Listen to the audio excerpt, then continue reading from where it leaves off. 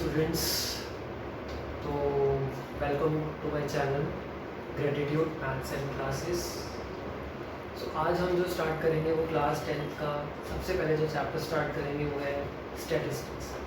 तो स्टैटिस्टिक्स एक ऐसा चैप्टर है, एक स्कोरिंग चैप्टर है। अगर आपको फॉर्मूलेज अच्छे से क्लियर है, आपकी कैलकुलेशन अच्छे से आती है, तो आप स्टैटिस्टिक्स चैप्टर बहुत अच्छे से कर सकते हैं। तो सबसे पहले हम जो स्टार्ट करेंगे वो स्टैटिस्टिक्स चैप्टर स्टार्ट करेंगे।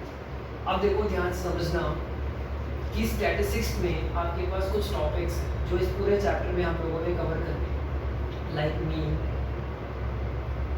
Mod and median. ये 3 टॉपिक्स है इस चैप्टर के अंदर जो हम लोगों ने कवर अप करने हैं। तो आज हम जो करेंगे इसमें सबसे पहले हम जो करेंगे वो मॉड करेंगे। मॉड इस चैप्टर का सबसे इजीएस्ट पार्ट है, इसलिए मैं सबसे पहले मॉड से स्टार्ट करूंगा। मॉड को समझना, what is the meaning of mod. देखो 9th में एक टॉपिक हुआ करता था मॉड। मॉड का मतलब होता है जो नंबर सबसे ज़्यादा टाइम्स रिपीट हो रहा है, जो टाइम सबसे ज़्यादा अकर कर रहा है, वो है हमारा मॉड। 1 मार्कर क्वेश्चन में अगर आपको नॉर्मल डाटा दे दे और आपसे पूछे मॉड निकाल, मॉड का मतलब होता है जो नंबर सबसे ज़्यादा टाइम्स रिपीट हो रहा है, जितने टाइम्स रिपीट हो रहा है। जैसे मान लो फॉर एग्जाम्पल देखो, ये 1 मार्कर क्वेश्चन। फॉर एग्जाम्पल जैसे 2, 3, 4, 5, 6 एंड 7। जस्ट लाइक आपको एक 1 मार्कर क्वेश्चन है, डेटा दिया, आपको बोला है कैलकुलेट द मॉड। आपको क्वेश्चन आएगा कैलकुलेट द मॉड। ये आपका 1 मार्कर क्वेश्चन जो एमसीक्यू वगैरह में आपसे पूछ सकते हैं। तो आपको देखना है कि उस डेटा में कौन सा ऐसा नंबर है जो सबसे ज़्यादा नंबर ऑफ टाइम्स रिपीट हो रहा है। जैसे हमने देखा 5 हमारा सबसे ज़्यादा नंबर ऑफ टाइम्स रिपीट हो रहा है, दैट इज 2। तो 5 अकरिंग 2 टाइम्स, सो देयरफॉर इस क्वेश्चन का जो हमारा मॉड हो जाएगा वो हो जाएगा 5। मतलब जो नंबर सबसे ज़्यादा टाइम्स अकर कर रहा है वो हमारा मॉड है। अगर कोई नंबर 2 बार रिपीट हो रहा है, मतलब एक ही नंबर 2 डिफरेंट नंबर ज़्यादा टाइम रिपीट हो रहे हैं, फॉर एग्जाम्पल मान लो 7 भी हो रहा होता, अब 7 और 5 दोनों same number of times repeat हो रहे हैं, तो मॉड 7 भी हो सकता है। मतलब अगर 2 डिफरेंट नंबर अगर ज़्यादा टाइम्स रिपीट हो रहे हैं, same number of times repeat हो रहे हैं, तो हमारे 2 नंबर भी मॉड हो सकते हैं। लेकिन ये आपके 1 मार्कर क्वेश्चन से पूछा जाएगा। बट ये बात होगी सारी 9th की। लेकिन हम लोग अब 10th में हैं, तो 10th के अकॉर्डिंग अगर हम मॉड पढ़े तो स्टार्ट करते हैं 10th के अकॉर्डिंग। अब हम लोगों ने मॉड पढ़ा है, तो मैं इसको रब कर रहा हूँ, ध्यान से। 10th क्लास में सबसे पहले हमें मॉड का एक फॉर्मूला याद रखना है। तो जो हमारा फॉर्मूला होता है, हम एनसीईआरटी के अकॉर्डिंग चलें, तो हमारा जो फॉर्मूला है, मॉड का मतलब तो वही है जो नंबर सबसे ज़्यादा टाइम रिपीट कर रहा है, राइट। तो याद रखना, मॉड का एक फॉर्मूला होता है lower limit plus f1 minus f0 upon twice of f1 minus f0 minus f2 into h। अब मैं आपको सब बताऊंगा, ये f1, f2, lower limit, h सब होता है। एक एग्जांपल से समझिए। ये हमारा एक मेन क्वेश्चन है 10th क्लास का मॉड, जो एग्जाम में आ सकता है। तो हमारा एग्जांपल है, हमारा क्वेश्चन है कैलकुलेट द मॉड। सपोज करो हमें क्वेश्चन आएगा calculate the mod of the following frequency, of the following frequency. एक टाइप समझना, ऑफ द फॉलोइंग फ्रीक्वेंसी। हमें कुछ फ्रीक्वेंसी टेबल दी, जैसे फॉर एग्जांपल देखो हमें दिया हुआ है कुछ फैमिली साइजेस दी। फैमिली साइज मतलब कुछ इंटरवल्स दिए हैं, जैसे लाइक 1 to 3, देन 3 to 5, फिर उसके बाद हमें दिए हुए हैं 5 to 7, फिर 7 के बाद हम ले लेते हैं 7 to 9, फिर 9 के बाद हम ले लेते हैं 9 to 11। और इसकी कुछ हमें फ्रीक्वेंसी दे रखी है, लाइक नंबर ऑफ फैमिलीज। ये जो हमारा second column number of families है, ये बेसिकली हमारी क्या है, फ्रीक्वेंसीज है, इन्हें बोलते हैं फ्रीक्वेंसी। तो जो हमें फ्रीक्वेंसी क्वेश्चन में गिवन है वो है 7, 8, देन 2, 2 और 1। ये हमें सपोज एक क्वेश्चन है। अब क्वेश्चन में बोला है इसका मॉड कैलकुलेट करो। अब मॉड कैलकुलेट करने के लिए सबसे पहले मैंने बताया मॉड 1 मार्कर का मतलब तो है जो नंबर सबसे ज़्यादा टाइम रिपीट हो रहा है, दैट इज कॉल्ड मॉड, ठीक है। तो अब देखो, अब हमारे पास जो इस क्वेश्चन में जो मॉड निकालना है वो कैसे निकालना है, आपको देखना है इस फ्रीक्वेंसी के अंदर जो सबसे हाईएस्ट नंबर है वो कौन सा है। जैसे कि हमारा हाईएस्ट नंबर कौन सा है 8, तो जो भी हाईएस्ट नंबर होगा, हाईएस्ट फ्रीक्वेंसी होगी, उसको और उसके कॉरस्पॉन्डिंग इंटरवल को सबसे पहले आपने मार्क कर देना है। सबसे पहले किसको मार्क करना है? जो भी हमारा सबसे हाईएस्ट नंबर होगा, उस हाईएस्ट नंबर को उसकी कॉरस्पॉन्डिंग इंटरवल के साथ हमें क्या कर देना है? सबसे मार्क करना है। तो सबसे पहला स्टेप बार बार रिपीट कर रहा हूँ, जो भी हाईएस्ट नंबर होगा पहले आपको उसको उसके कॉरस्पॉन्डिंग इंटरवल के साथ क्या कर देना है? मार्क कर देना है। मार्क करने के बाद अब आपको इसमें से सारी चीज़ें ढूंढनी है। जो आपने मार्क किया है वो आपकी फर्स्ट फ्रीक्वेंसी होती है, जिसे हम बोलते हैं F1। F0 0 में से 1 से पहले आता है, तो उसके बाद उससे पहले वाली जो फ्रीक्वेंसी होती है वो होती है F0। नाउ उसके बाद जो फ्रीक्वेंसी होती है वो होती है F2। ये तो हो गया F0 F1 F2। तो आप पहले सारी चीजें लिख लो। F1 आ गया हमारे पास 8, इधर से F0 आ गया हमारे पास 7, F2 हमारे पास आ गया 2। अब जो ये इंटरवल हमने मार्क करा हुआ है 3 to 5, देखो हर इंटरवल में दो चीजें होती है, एक होता है लोअर लिमिट, एक होता है अपर लिमिट। ये जो लेफ्ट वाली जैसे 1 3 5, ये जो लेफ्ट साइड वाले नंबर्स है it is called lower limit, और ये जो राइट साइड वाले नंबर है it is called upper limit. तो यहाँ पर हमारी L का मतलब है लोअर लिमिट, जो L है वो है 3। जो हमने मार्क किया हुआ है इंटरवल, उसमें से सब कुछ आपको कैलकुलेट करना है। तो यहाँ पे हमारे पास इस इंटरवल में जो लोअर लिमिट है वो 3 है, तो हमारे पास लोअर लिमिट हो गई दैट इज 3। H का मतलब होता है, ध्यान से समझना, H का मतलब होता है क्लास साइज।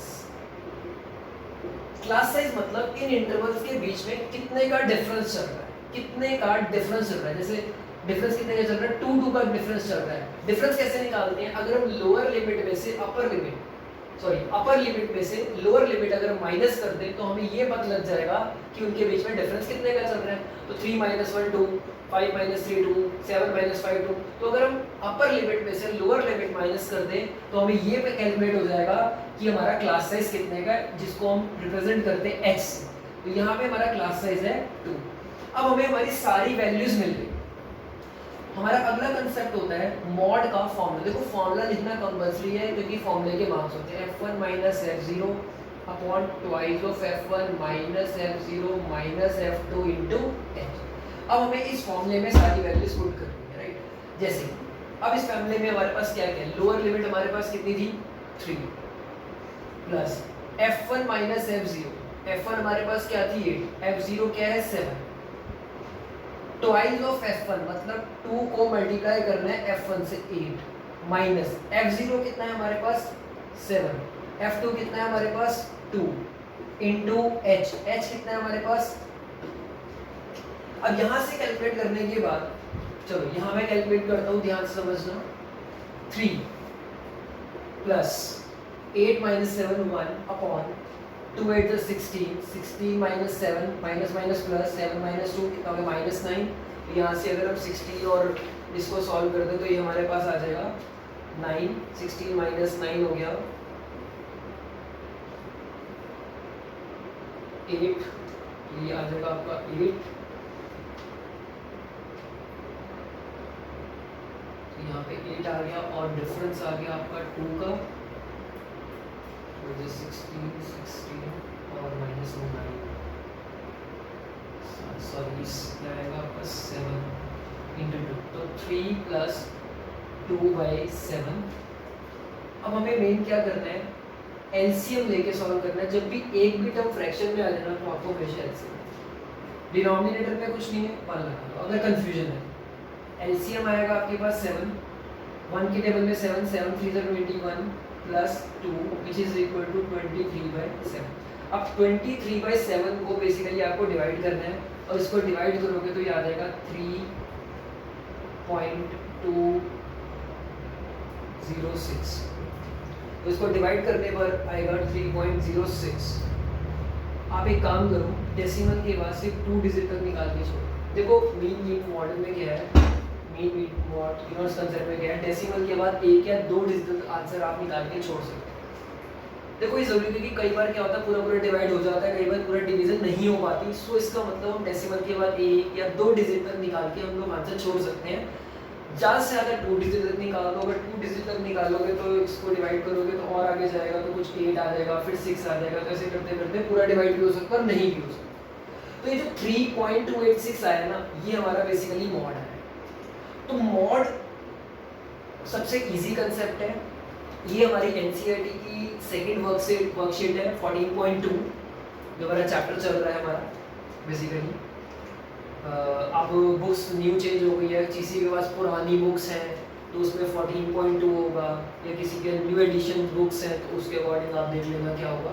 बट ये हमारी मॉड की सेकंड एक्सरसाइज है एनसीईआरटी के अंदर, जिसके अंदर हमारे पास कुछ 5 या 6 क्वेश्चंस हैं और उन सब में सिर्फ आपकी सिर्फ डिजिट चेंज है, लेकिन सब के अंदर हमें एक ही कंसेप्ट यूज़ करना है, दैट इज कॉल्ड मॉड। तो एक एग्जांपल मैंने आपको समझाया, मैं आपको दोबारा समझा देता हूँ। मॉड का मतलब है जो नंबर सबसे ज़्यादा टाइम सर्कल कर रहा है। बट यहाँ पे हमें मॉड कैसे निकालना है, जो नंबर सबसे हाईएस्ट दिया होगा, हाईएस्ट फ्रीक्वेंसी दी होगी, आप उसको मार्क कर लो।